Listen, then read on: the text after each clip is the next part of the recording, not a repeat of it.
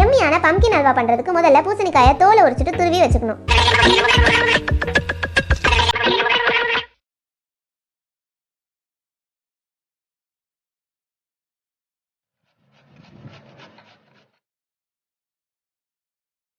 பேனில் கமகம நெய்யை ஊற்றிட்டு துருவி வச்சிருக்க பம்கினையும் போட்டுக்கணும்.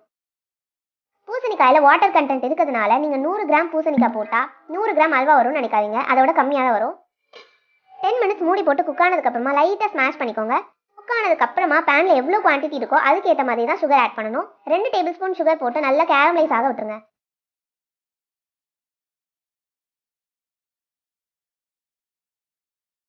ஃபைனலாக இந்த மாதிரி அல்வா கன்சிஸ்டன்சிக்கு வந்ததுக்கப்புறமா எடுத்து சர்வ் பண்ணிவிட்டு அதுக்கு மேலே நெய்யால் வறுத்த கேஷ்யூஸையும் போட்டு சாப்பிட்டா எம் எம். இந்த ரெசிபி உங்கள் வீட்டில் ட்ரை பண்ணி பார்த்துட்டு எப்படி இருந்துச்சுன்னு கமெண்ட்ஸ் சொல்லுங்கள். And subscribe to RS Lifestyle.